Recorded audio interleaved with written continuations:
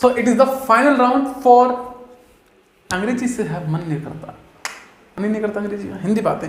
तो भैया ये आखिरी क्लास है आपकी लेखपाल ग्रामीण परिवेश की। मैं आपको बता देता हूँ ग्रामीण परिवेश। अगर हम ग्रामीण परिवेश की बात करते हैं तो इसके हमने MCQ क्वेश्चन किए हैं जो कि अब तक 500 क्वेश्चन हो चुके हैं। जो स्टार्टिंग की 6 वीडियो थी उसमें 50-50 क्वेश्चन थे तो जिससे बने 300 क्वेश्चन, और जो लास्ट की 3 वीडियो हैं उसमें 100 के सेट हैं तो बने 300 क्वेश्चन। तो टोटल हो गए आपके 600 क्वेश्चन, 500 हो चुके हैं और 100 क्वेश्चन के लिए ये आज आपकी 9th नंबर की वीडियो है। कौन से नंबर की? 9th नंबर की। तो 6 और 3 9 वीडियो 600 क्वेश्चन। ये 600 क्वेश्चन कुछ ऐसे हैं प्यारे बच्चों कि इनके दम पर आप लेखपाल के ग्रामीण परिवेश में अच्छा खासा स्कोर कर सकते हैं। और सभी वीडियो का लिंक नीचे दिया हुआ है। वैसे बच्चे लिंक से जाते नहीं हैं, बच्चे चले जाते हैं प्लेलिस्ट से, क्योंकि आप लोग तो स्मार्ट लोग हैं तो आप प्लेलिस्ट से जा सकते हैं। जाइए प्लेलिस्ट से, देखिए वीडियो को और हो जाइए अव्वल। फिलहाल करते हैं तैयारी अगली वीडियो की। मैं विशाल शर्मा स्वागत करता हूं आप सभी का आपके अपने YouTube channel competition and you में। प्रतियोगिता और आप, चाहे फिर प्रतियोगिता कोई सी भी हो। तो चलते हैं आज के पहले क्वेश्चन पर। लिखा हुआ है साफ साफ सुनहरे अक्षरों में, सुनहरों में नहीं हो तो साफ साफ है बस, है ना।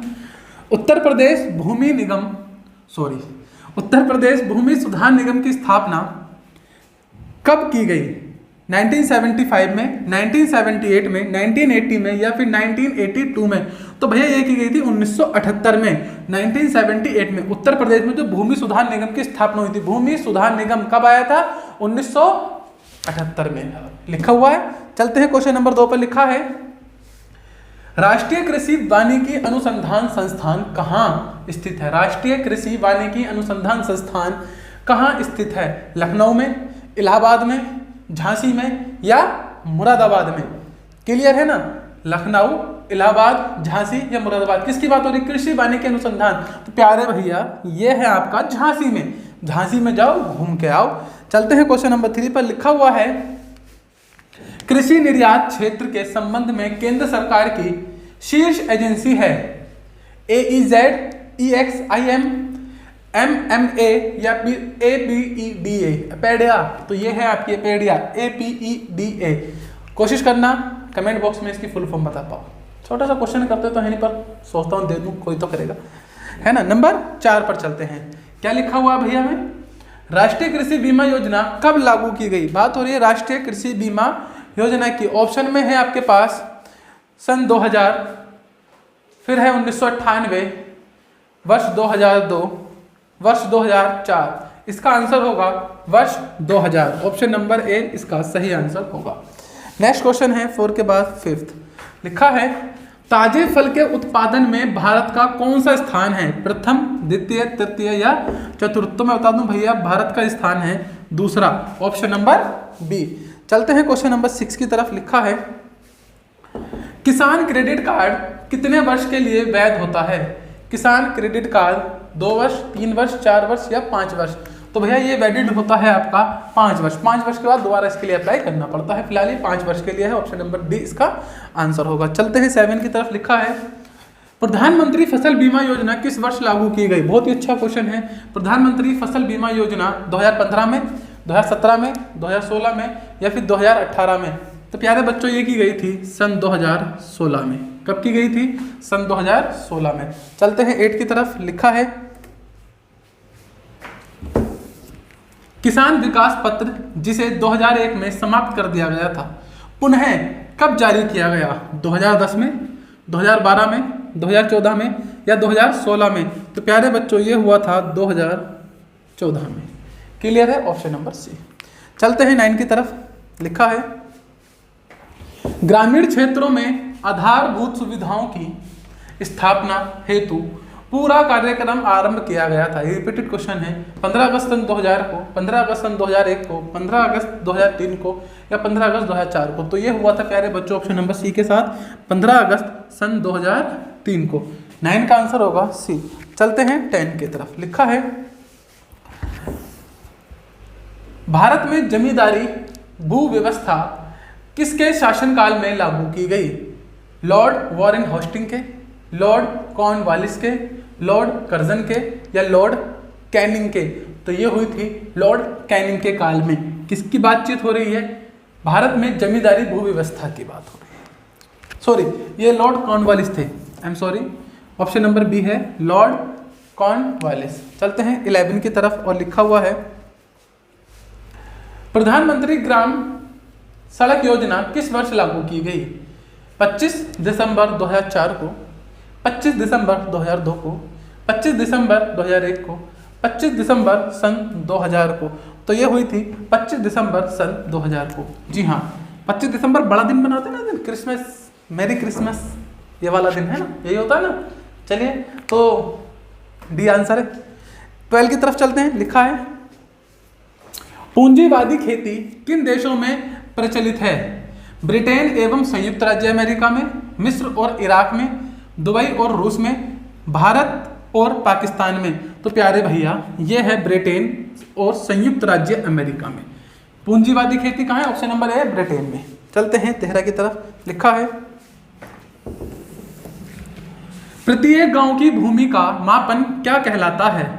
स्थायी बंदोबस्त, जिल्द बंदोबस्त, रजिस्ट्रार बंदोबस्त या संभागीय बंदोबस्त। तो यह कहलाता है जिल्द बंदोबस्त। प्रत्येक गांव की भूमि का मापन क्या कहलाता है? जिल्द बंदोबस्त। ये क्वेश्चन बहुत ही अच्छा है, इंपोर्टेंट भी है, बहुत सारी परीक्षाओं में से देखने के लिए मिला। हाँ, ऐसा मत समझना क्वेश्चन सिर्फ ग्रामीण परिवेश के हैं तो ये सिर्फ लेखपाल में आएंगे, ना ना ना ना, ऐसी गलत फहमी मत पालना, ये कहीं भी आ जाते हैं, इनकी इच्छा भैया। चलो 14 की तरफ चलो। 1 हेक्टेयर कितने बीघा भूमि होती है? बढ़िया क्वेश्चन है। 2 बीघा, 3 बीघा, 4 बीघा या 5 बीघा? भैया ये होती लगभग 4 बीघा। कितनी? 4 बीघा। 1 हेक्टेयर बराबर 4 बीघा जमीन। कंफर्म है? 14 के बाद 15 पे जाते हैं, लिखा है समेकित बाल विकास परियोजना किस वर्ष प्रारंभ की गई? 1975 में, 1976 में, 1977 में, 1978 में, है ना। तो ये की गई थी 1975, 1975, समेकित बाल विकास योजना, सॉरी बाल विकास योजना। चलते हैं 15 के बाद 16 पर, लिखा है भारत में कुल क्षेत्रफल के कितने प्रतिशत भाग शुद्ध बोया जाता है? नहीं समझे? मैं समझाता हूँ। भारत में कुल क्षेत्रफल का कितने प्रतिशत भाग है जो शुद्ध बोया गया क्षेत्र है, जिस पर खेती की जा रही है? तो 48, 47, 46, 45 देख लो क्या होगा। ये होगा 47। लॉक कर दिया जाए इसको। जी हाँ, देखते हैं 47 इसका सही आंसर है।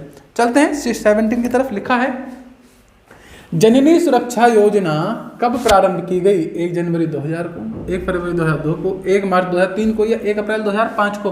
तो भैया जननी सुरक्षा योजना 1 अप्रैल सन 2005 को प्रारंभ की गई। Option number D.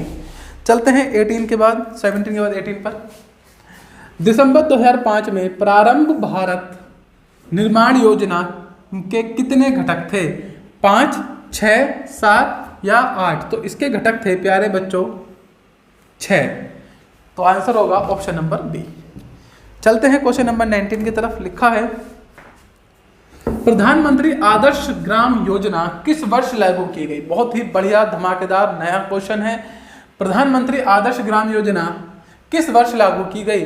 2015 में, 2010 में, जुलाई 2012 में, इनमें से कोई नहीं। तो भैया ये हुई थी जुलाई 2010 में। कब हुई थी? जुलाई 2010 में। ऑप्शन नंबर बी इसका सही आंसर होगा। चलते हैं क्वेश्चन नंबर 20 की तरफ, लिखा है कृषि में धान्य फसलों के लिए उर्वरकों का संतुलित अनुपात कितना होता है? उर्वरकों के लिए संतुलित अनुपात कितना होता है? ऑप्शन ए है 2:4:1, ऑप्शन बी है 1:4:2, ऑप्शन सी है 2:4:3 और ऑप्शन डी है 4:1 और ऑप्शन डी ही इसका सही आंसर होगा। 4:2:1 का अनुपात होना चाहिए फसलों के लिए।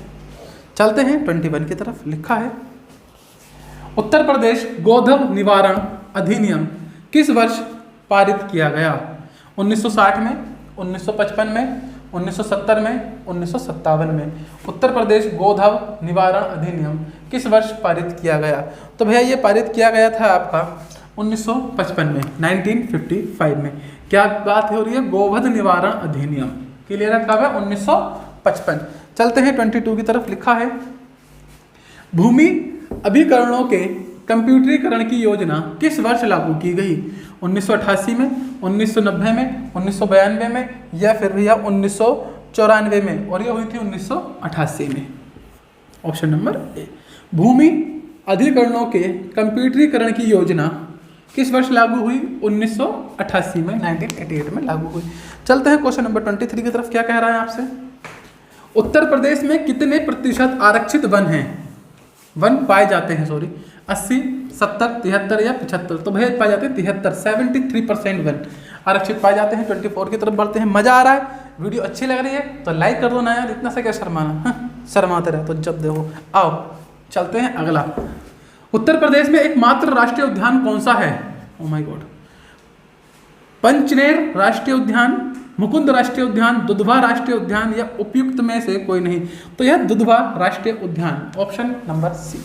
25 की तरफ चलते हैं। लिखा है प्रधानमंत्री आवास योजना 2018 के तहत किस वर्ष तक सभी लोगों को आवास प्रदान करने की घोषणा की गई है? 2020, 2021, 2022, 2023? 2022। देखो उन्होंने राम जी को भी घर दिलवा दिया, समझ रहे हो ना। तो फिलहाल 2022 तक सभी को घर देने की बातचीत करी गई है प्रधानमंत्री के द्वारा। देखते हैं मिलता है कि नहीं मिलता।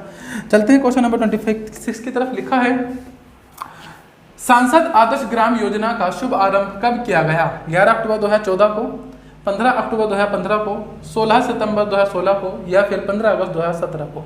ये किया गया 11 अक्टूबर 2014 को। सांसद आदर्श ग्राम योजना कब है ये? 11 अक्टूबर सन 2014 को। चलते हैं क्वेश्चन नंबर अगले पर। चलिए, लिखा है भूमि विकास बैंक किस प्रकार का ऋण प्रदान करता है? अल्पकालीन, दीर्घकालीन, सूक्ष्म ऋण या इनमें से कोई नहीं? तो भैया ये करता है आपको दीर्घकालीन ऋण की सुविधा करता है। कौन से ऋण की? दीर्घकालीन ऋण। ऑप्शन नंबर 20 का सही आंसर हो जाएगा। चलते हैं 28 की तरफ। लिखा है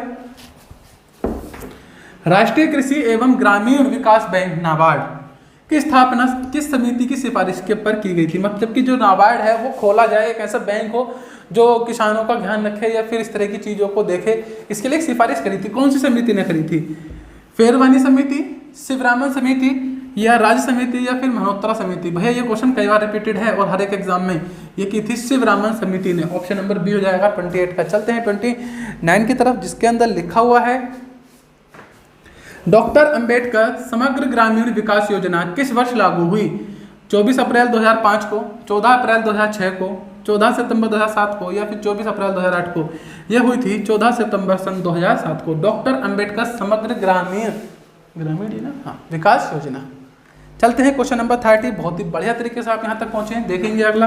उत्तर प्रदेश में ग्राम सभा की एक वर्ष में न्यूनतम कितनी बैठक होनी चाहिए? भैया 2, 3, 4, 5 ये होनी चाहिए। कम से कम 2 बैठकें होनी कंपलसरी हैं कि 2 बैठकें तो हो ही जाएं, जो भी हो। सही है। चलते हैं अगले पर 31 पर। लिखा है तहसील स्तर पर सरकारी निकायों को क्या कहा जाता है? ग्राम सभा, नगर पालिका, ग्राम पंचायत या पंचायत समिति? इसे कहा जाता है प्यारे मेरे पंचायत समिति। चलते हैं 32 की तरफ। लिखा है उत्तर प्रदेश में पंचायत समिति का सचिव कौन होता है? जिलाधिकारी, खंड विकास अधिकारी, जिला विकास अधिकारी या जिला पंचायत अधिकारी? तो ये होता है आपका खंड विकास अधिकारी। 32 का हो जाएगा ऑप्शन नंबर बी। चलते हैं 33 की तरफ। उत्तर प्रदेश में किस प्रकार की मृदा अपरदन सर्वाधिक होता है? मरुस्थलीय अपरदन, उष्ण नालिका अपरदन, जलीय अपरदन या उपयुक्त में से कोई नहीं? तो होता है भैया जलीय अपरदन सबसे ज्यादा होता है यूपी के अंदर। नदियों के द्वारा कटाव जो होता है तो जलीय अपरदन आया। 34 क्या कह रहा है आपसे? भारतीय खाद्य निगम FCI की स्थापना किस वर्ष की गई? ये भी रिपीटेड क्वेश्चन है, कई बार आया हुआ। 1964, 1965, 1970, 1985? तो ये की गई थी प्यारे मेरे 1965 में, 1965। चलते हैं क्वेश्चन नंबर 35 की तरफ। जुनून बना के रखेंगे, हिम्मत बना के रखेंगे तभी कुछ कर पाएंगे, और आप जैसा बालक तो बिल्कुल कर लेता है। कृष्ण क्रांति का संबंध किस क्षेत्र से है? उर्वरक उत्पादन से, झींगा उत्पादन से, वैकल्पिक ऊर्जा से या बागवानी मिशन से? तो यह है वैकल्पिक ऊर्जा से। वैकल्पिक ऊर्जा से इसका संबंध है। ऑप्शन नंबर 20 का सही आंसर हो जाएगा। चलते हैं क्वेश्चन नंबर 36 की तरफ। क्या कह रहा है? चकबंदी लेखपाल चकबंदी आयुक्त के अधीन होते हैं, चलो सही है। राजस्व लेखपाल किस अधिकारी के अधीन होते हैं? जिसकी तैयारी कर रहे हो, बताओ किसके अंडर में काम करोगे, बताओ चलो। उप जिलाधिकारी, मंडलायुक्त, जिलाधिकारी, चकबंदी आयुक्त। तो भैया तुम करोगे जिलाधिकारी के अंदर में, सीधे डीएम के अंडर में काम होगा, डायरेक्ट कुछ भी काम लादर पैसे दे काम करा दूंगा तेरा, है ना, समझ लो। चलिए ऐसा मत करना, है ना, ऐसा है ना, पकड़े जाते हैं फिर अखबार में, फोटो, नाम, रंगे हाथ पकड़ा गया, मनीष लेखपाल रंगे हाथ रिश्वत लेते गिरफ्तार। चलिए, है ना, समझ रहे हो। चलिए 37 मजाक का विषय था थोड़ा सा। 37 क्या कह रहे हैं आपसे? राजा टोडरमल भूलेख प्रशिक्षण एवं सर्वेक्षण संस्थान कहाँ पर है? पटना, हरदोई, सोनीपत, लुधियाना। तो भैया ये उत्तर प्रदेश हरदोई में है, ठीक है ना। कहाँ है? हरदोई। मैं भी एक बार हरदोई गया था, बड़ा बुरा एक्सपीरियंस है मेरा हरदोई का। चलिए 38 का सी। भूदान आंदोलन किसके द्वारा चलाया गया था? स्वामी विवेकानंद, महात्मा गांधी, आचार्य विनोबा भावे, जवाहरलाल नेहरू। तो ये है आचार्य Vinoba Bhave, option number C. चलते हैं 38 के बाद 39 पर। लिखा है राष्ट्रीय कृषि एवं ग्रामीण विकास बैंक नाबार्ड की स्थापना किस पंचवर्षीय योजना में की गई? तो भैया ये की गई थी छठी पंचवर्षीय योजना में। कौन सी पंचवर्षीय योजना में? छठी पर। थोड़ा तेज कर लेते हैं, 40 की तरफ चलते हैं। क्या लिखा है? भारत के किस राज्य में क्षेत्रीय ग्रामीण बैंक स्थित नहीं है? गोवा, हरियाणा, उत्तर प्रदेश, राजस्थान। तो यह है गोवा। गोवा में कोई भी क्षेत्रीय ग्रामीण बैंक नहीं है। जैसे आपके मुरादाबाद में भी है प्रथमा बैंक है, तो उत्तर प्रदेश में हो गई, पर गोवा में नहीं है। ऐसा कोई ग्रामीण बैंक नहीं मिलेगा आपको। 41 मिलेगा सीधे, मतलब क्वेश्चन नंबर 41। प्राकृतिक रेशम उत्पादन में भारत का कौन सा स्थान है? प्रथम, द्वितीय, तृतीय, चतुर्थ। तो भैया हम आ गए दूसरे स्थान पर। कौन से पर? दूसरे स्थान पर। सेमीफाइनल में आकर हारते हैं हम लोग, ठीक है, मतलब फाइनल में आकर हारते हैं, ठीक है। तो कौन सा है? दूसरा है। 42 क्या कह रहा है? बंजर भूमि की बंजरता समाप्त की जाती है नीम लगाकर, जट्रोफा लगाकर, कोंटा रहित बबूल लगाकर, या कोंटा सहित बबूल लगाकर। तो भैया कोंटा रहित बबूल लगाकर, ऑप्शन नंबर सी सही आंसर। उससे भूमि हो जाएगी हरी भरी भाई साहब, दे गन्ना और दे गन्ना। 43 पर आ जाते हैं। क्या कह रहा है आपसे? अच्छा आ भी गए। प्रदेश सरकार ने 2017 में किस योजना के द्वारा किसानों के ऋण को माफ किया था? किसान क्रेडिट मुक्त योजना, किसान कर्ज माफी योजना, किसान कर्ज मुक्त योजना, या फिर किसान क्रेडिट माफी योजना। तो ये हुआ था भैया किसान कर्ज माफी योजना। क्लियर है? प्रदेश सरकार ने 2017 में किस योजना के तहत किसानों का ऋण माफ करा था? तो योजना का नाम था किसान कर्ज माफी योजना, ऑप्शन नंबर बी। चलते हैं 44 की तरफ। और क्या कह रहा है आपसे 44 आपका अपना? किसान उदय योजना 2017 में किससे संबंधित है? किसान उदय योजना 2017 किससे संबंधित है? कुशल ऊर्जा पंप सेट प्रदान करना, मुफ्त आवास प्रदान करना, रुपए 1 लाख की आर्थिक सहायता प्रदान करना, परिवार की बेटी की शिक्षा अनुदान करना। ऑप्शन नंबर ए कुशल ऊर्जा पंप सेट प्रदान करना। कौन सी योजना? उदय योजना की बात हो रही है भाई, याद रखना। 45 प्रदेश सरकार ने उत्तर प्रदेश दिवस 24 जनवरी 2018 में किस योजना का शुभारंभ किया? तो उन्होंने शुभारंभ किया एक जिला एक उत्पादन, एक जिला एक उत्पाद, याद रहेगा। 45 का ऑप्शन नंबर बी।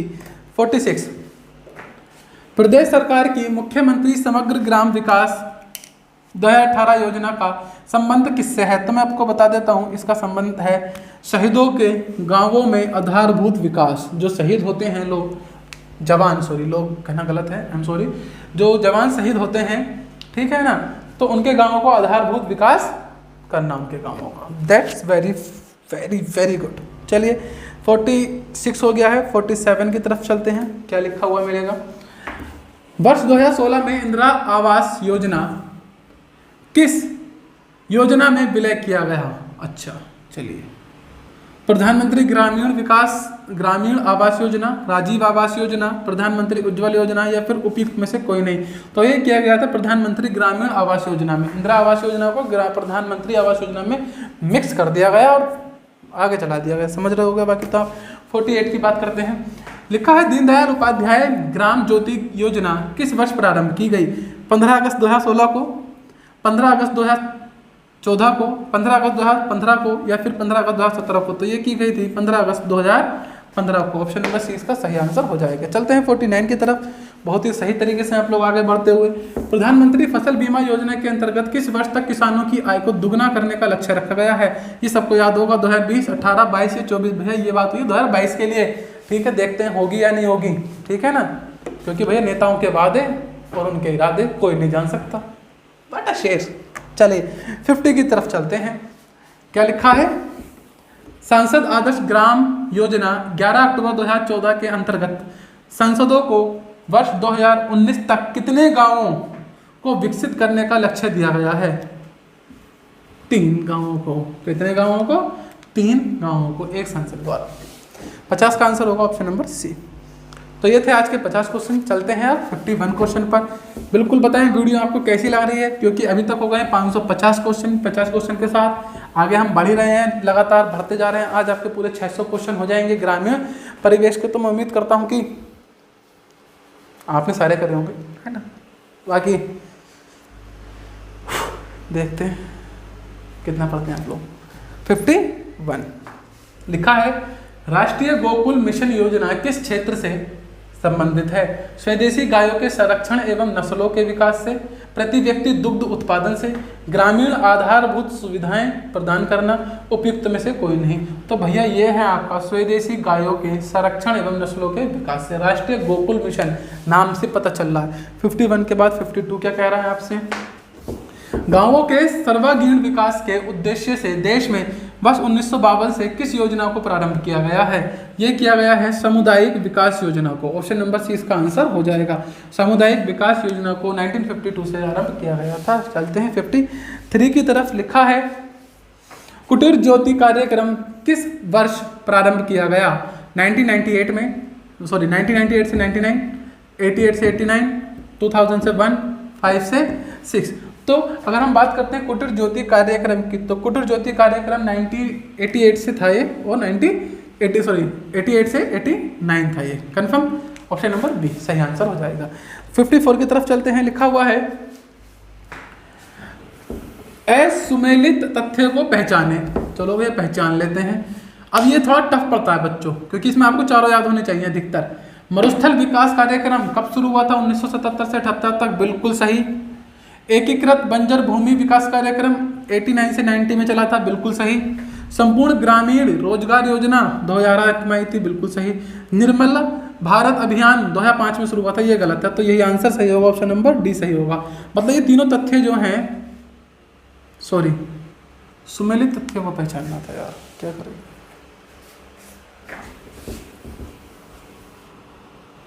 असुमेलित, तो समझ रहे हैं ना, यहाँ पर क्या है, ये तीनों जो हैं, ये तीनों आप फेयर कर लेना, कॉपी कर लेना, क्योंकि तीनों तथ्य तो सही हैं, ये गलत है। तो यही आपका आंसर होगा कि असुमेलित बताना था, है ना। चलिए चलते हैं 55 की तरफ। लिखा है 55 के अंदर, गर्मी बेहद ज़्यादा लगती हुई मुझे, चलिए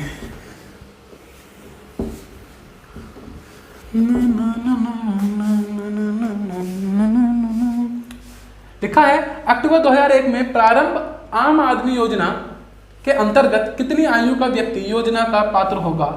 18 से 60, 40 से 60, 18 से 59 या 15 से 49? तो ये था 18 से 59 साल का। लो बचा ही क्या था, ऑप्शन नंबर सी आंसर है। 56 क्या कह रहा है आपसे? सांसद आदर्श ग्राम योजना का लक्ष्य मौजूदा संदर्भ को ध्यान में रखते हुए किसके विजन को सार्थक बनाना है? महात्मा गांधी के, जयप्रकाश नारायण के, पंडित जवाहरलाल नेहरू के, डॉक्टर भीमराव अम्बेडकर के? तो भैया ये है आपका महात्मा गांधी की। किसका? महात्मा गांधी का। 56A। 57 कहाँ गया? ऑपरेशन फ्लड श्वेत क्रांति के जनक कौन है? Doctor Varghese Kurien, doctor MS Swaminathan, doctor Venugopal, doctor Aarti Shah?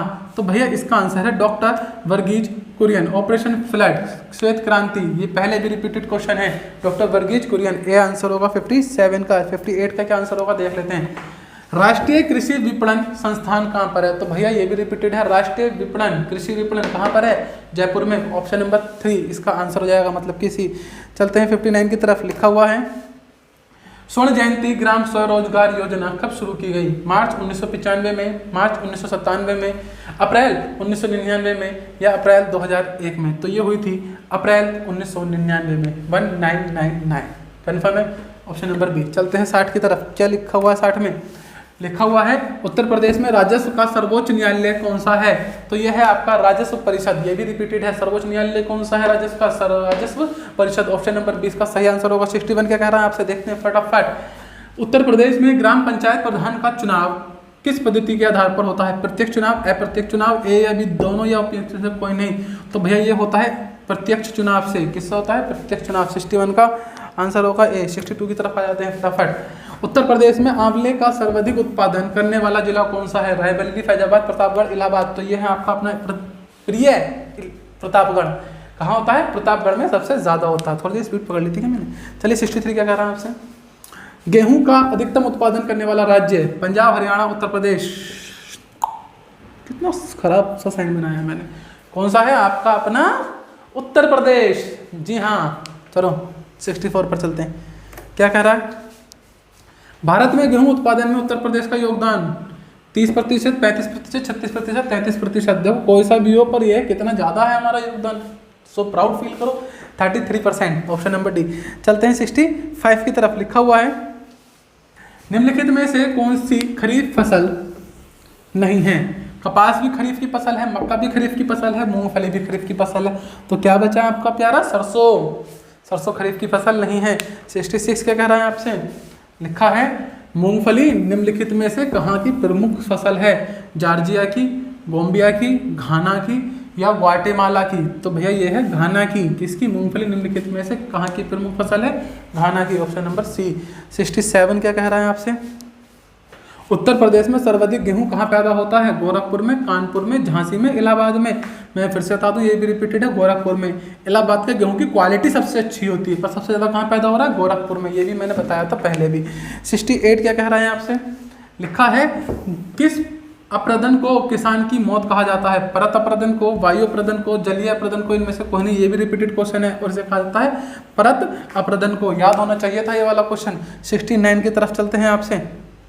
लिखा है उत्तर प्रदेश में कौन सी मिट्टी सर्वाधिक मात्रा में पाई जाती है? रिपीटेड क्वेश्चन आए काफी। ए जलोढ़, बी काली, सी लाल या इनमें से कोई नहीं? तो भैया यह है उत्तर प्रदेश में जलोढ़ मिट्टी सबसे ज्यादा पाई जाती है। कन्फर्म है? गंगा यमुना भाकर लाती है, खेती होती है, दबा के बहुत गन्ना पैदा हो जाता है हमारे यहाँ।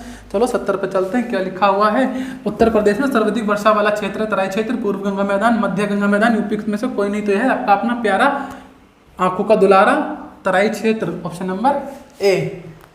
थक गए। चलते हैं 71 की तरफ। लिखा है उत्तर प्रदेश में सबसे कम वर्षा का क्षेत्र है? तराई क्षेत्र, पूर्वी गंगा मैदान, मध्य गंगा मैदान या पश्चिमी गंगा मैदान? तो यह है पश्चिमी गंगा मैदान। उत्तर प्रदेश में सबसे कम वर्षा का क्षेत्र पश्चिमी गंगा मैदान। चलते हैं 72। क्या कह रहा है? उत्तर प्रदेश की सबसे ऊंची सोनाइट तथा कैमूर पहाड़ियां किस जिले में स्थित हैं? तो भैया ये है आपकी मिर्जापुर और सोनभद्र। रिपीटेड क्वेश्चन है अब, मिर्जापुर और सोनभद्र। ऑप्शन नंबर बी सही आंसर। 73 क्या कह रहा है आपसे? शीत ऋतु में किस क्षेत्र का तापमान सबसे कम रहता है? तो यह आता है पश्चिमी गंगा क्षेत्र का तापमान सबसे कम। रिपीटेड क्वेश्चन, इसीलिए ऑप्शन नहीं पढ़ रहा हूँ सारे। पश्चिमी गंगा का तापमान सबसे कम रहता है। चलते हैं 74 की तरफ। लिखा है उत्तर प्रदेश की जलवायु है समशीतोष्ण उष्णकटिबंधीय, उपोष्ण कटिबंधीय, उष्ण कटिबंधीय या उपयुक्त में से कोई नहीं? तो यह है समशीतोष्ण उष्ण कटिबंधीय। ऑप्शन नंबर ए इसका सही आंसर हो जाएगा। 75 की तरफ चलते हैं। क्या कह रहा है 75? लिखा है, ये भी रिपीटेड है, कृषि जोतों के औसत आकार के घटते क्रम का क्षेत्र बताइए। मैं पूरा नहीं पढ़ के सिर्फ आंसर बता देता हूँ। इसका आंसर है पूर्वी, पश्चिमी, केंद्रीय और बुंदेलखंड। आपको याद हो तो ये भी रिपीटेड क्वेश्चन है। आज रिपीटेड क्वेश्चन थोड़े ज़्यादा इसलिए भी हैं क्योंकि मैं चाहता था कि आप देखें रिपीटेड हो रहे हैं। तो आपने देखे हैं पिछली वीडियो, नहीं देखी है तो बड़ा बुरा करा है। ओहो पाप सा कर दिया आपने। तो देखी है और तब भी नहीं आता तो तुमने पाप का स्क्वायर कर दिया। ऑप्शन नंबर ए फिलहाल आंसर है। देख लेना पिछली वीडियो। देखिए देखेंगे जितनी बार वीडियो को देखते जाएंगे ना, ऐसा होता है अक्सर बच्चों कि जितना बार आप देखते चले जाएंगे आपको क्वेश्चन याद होते चलेंगे। हर बार में 10 क्वेश्चन ज़्यादा याद हो जाएंगे और एक वक्त ऐसा आएगा जब आप बन जाएंगे इसके बाहुबली। चलो 76 क्या कह रहा है आपसे? प्राचीनतम कोप मिट्टी क्षेत्र किसको कहते हैं या को कहते हैं? खादर को, बांगर को, ए या बी दोनों को, इनमें से कोई नहीं, तो इसे कहते हैं बांगर को। प्राचीनतम कोप मिट्टी क्षेत्र बांगर को कहा जाता है। 77 क्या कह रहा है आपसे? गेहूं की अच्छी खेती के लिए निम्नलिखित में से कौन सा परिस्थितिक समुच्चय आवश्यक है? उच्च ताप और मध्य वर्षा, उच्च ताप और भारी वर्षा, मध्य ताप और मध्य वर्षा। ऑप्शन नंबर सी, बिल्कुल गेहूं बो दो। 77 के बाद आ जाता है 78। स्वतंत्रता प्राप्ति के बाद भारत ने सर्वाधिक प्रगति की है चावल के उत्पादन में, गेहूं के उत्पादन में, पटसन के उत्पादन में, अरहर के उत्पादन में। तो भाई हमने तो एक ही चीज में करी है, गेहूं के उत्पादन में। दे गेहूं ला गेहूं हो गया हमारे यहाँ। 79 क्या कह रहा है? किसान कॉल सेंटर KCC का टोल फ्री नंबर क्या है? आओ देख लो, कर लियो कॉल। 1800-180-1551। ऑप्शन नंबर ए यही सही आंसर है। सारे इसलिए नहीं पढ़े, बहुत ज्यादा नंबर होते हैं, कंफ्यूज होते हैं आप लोग। सही है। 80 क्या कह रहा है आपसे? गेहूं में धब्बा किसके कारण लगता है? ऑस्ट्रीलेगो मेडिस के कारण, पक्सिनिया के कारण, या अस्ट्रीलेगो टिट्रिसी के कारण, या फिर कोलेट्रोट्रिकम के कारण। तो ये लगता है ऑप्शन नंबर सी, अस्ट्रीलेगो ट्रिकम्स के कारण। 81 क्या कह रहा है आपसे? मृदा में मौजूद कार्बनिक पदार्थ को सामूहिक रूप से क्या कहा जाता है? हाइड्रोकार्बन, खाद मिट्टी, राख मिट्टी, कोलाइड। इसे कहा जाता है खाद मिट्टी। क्या कहा जाता है? खाद मिट्टी। 81 को जाएगा बी। चलते हैं 82 की तरफ। प्याज में खाद्य भाग है तना, जड़, पत्ता या पुष्प। तो भैया तना होता है प्याज का खाने लायक भाग। क्या होता है? तना। 83 की तरफ चलते हैं। बंद गोभी का खाद्य भाग खाद्य अंश होता है फल, संयुक्त पुष्प, पुष्प समूह, कायिक कलिका। तो ये होता है कायिक कलिका, जो आप उतारते हो ना छिक्कल से पत्ता गोभी को, क्या कहते हैं? कायिक कलिका कहते हैं, वही तो खाते हो। 84 लिखा है किस पेड़ की छाल मसाले के रूप में प्रयोग की जाती है? लवंग, नीम। नीम तो नहीं खा सकते मसाले, कड़वा बना जाएगा, कोई खाना नहीं खाएगा। पान या फिर दालचीनी। दालचीनी सर जी, लड़की को तो आंसर पता होगा ये वाला। चलो 85